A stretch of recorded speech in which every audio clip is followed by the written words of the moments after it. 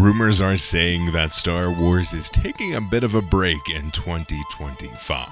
Is this doom for Star Wars, or actually the next best thing? Welcome to Star Wars Uplink. So, Star Wars has been in a very interesting place for the last few years. Star Wars moved from this thing that you got every few years. There would be a decade or so gap, and then you get them for the next few years, and then there was a decade-long gap. And this has continued over the life cycle of the franchise. Until Disney bought it in 2013, we had Star Wars Battlefront. That was really the big video game piece, but of course there was The Force Awakens that really reinvigorated things in 2014. So Star Wars got kick-started, and then 2 years later, we've got The Last Jedi. But in between that, we also got Rogue One, and then in between The Last Jedi and The Rise of Skywalker, we got Solo: A Star Wars Story. Oh, also, Disney Plus launched, and there was a big move to streaming. And I would say, quite an interesting move. Disney has always been very lock and key with their history in the releasing of their shows and movies. The Disney Vault was a huge deal, and then once Disney Plus came out, that really they really kicked open the doors, I should say. And Star Wars was one of those things that became less of an event and moved slowly into a popcorn munching casual watch.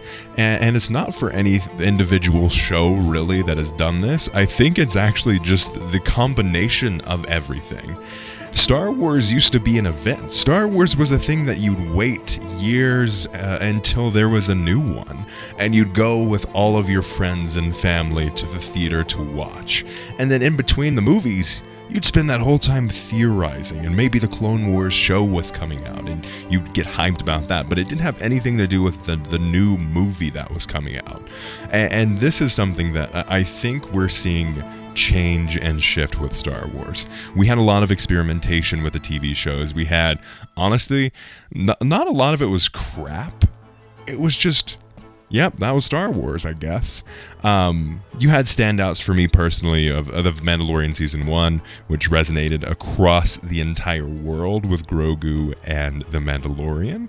And then, for me personally, my favorite Star Wars period was Andor.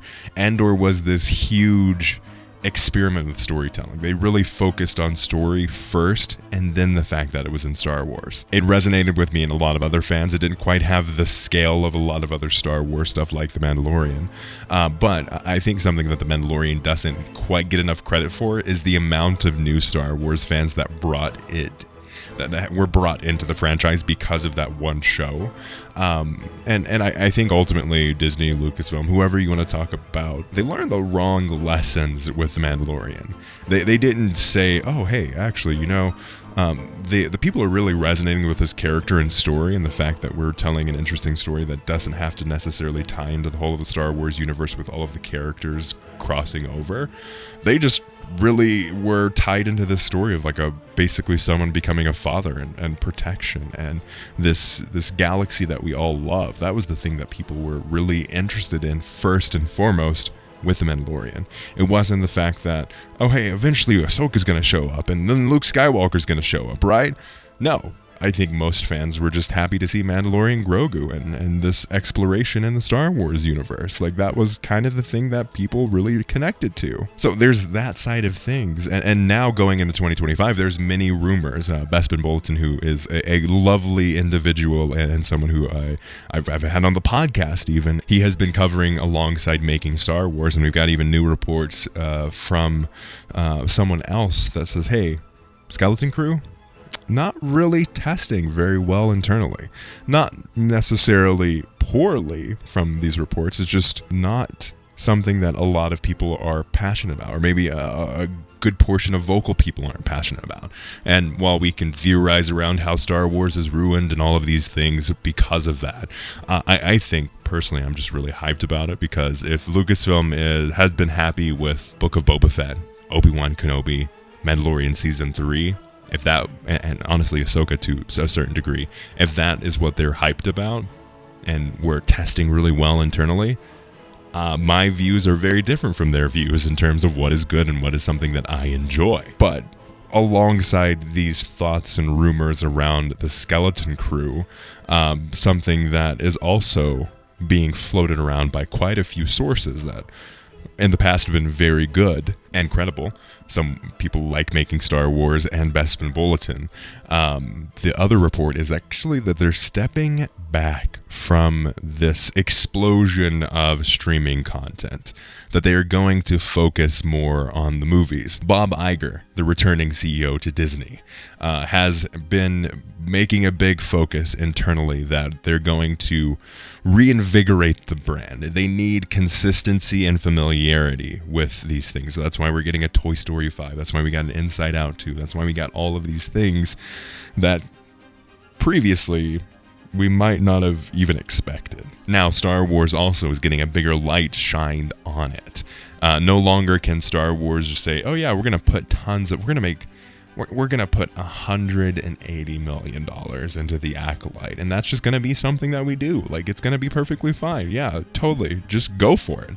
We're not going to see that anymore. They're going to be a lot more selective. I've also seen reports from these sources as well that the Ahsoka show might actually not be progressing as quickly or as well as they would have liked. And that, I think Ahsoka Season 2 is going to be a very key part of whatever the Mandoverse story wants to tell.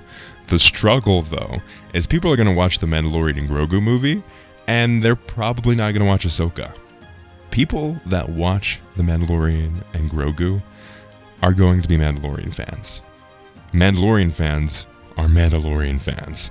While they might actually go to watch the original trilogy or the prequels or even the sequels, what they're really there for is the Mandalorian. When I volunteered to help out high school students and talk to them about their careers, I asked them, like, hey, do you like Star Wars? I do a podcast. What's your favorite Star Wars movie? And oftentimes it's like, well, not really a movie, but The Mandalorian's my favorite. And I think that is a key part of the future of the Star Wars franchise is Mandalorian and Grogu. And this exploration into not the TV shows. I think there was a false expectation that, Mandalorian did great because it was a TV show. It's like, Mandalorian did great because it was great characters and great story, and it just so happened to be a TV show. Like, the complexity of the story isn't really what drives The Mandalorian, it's the heart and the soul of the show. So I think there's going to be some big shifting in 2025. And is Star Wars dying in 2025? No. Is it going to be scaled back? Are we going to have this flood of content like we had over the past few years? Probably not. I mean, we're probably going to get Skeleton Crew by the end of this year. Maybe. We'll see. Yeah, hopefully they release it. Hopefully the contracts were written well enough that it actually is going to get released no matter what. And we're, assuming, going to get Andor Season 2 at some point in 2025. And then we're going to get a Star Wars movie in 2026. And I think that's going to be the future of Star Wars, is the movies. And maybe every year, maybe every other year, we're going to get this kind of flip-flop between movie and TV show, a movie and TV show. I don't think all of them are going to be live-action TV shows, but I think a good portion of them might be that. There's at least going to be an animated show too. So we'll see what the future of Star Wars looks like, but I don't necessarily think it's dying. I think it's changing quite a bit, though. Let me know your thoughts in the comments below. Check out our podcast. May the Force be with you.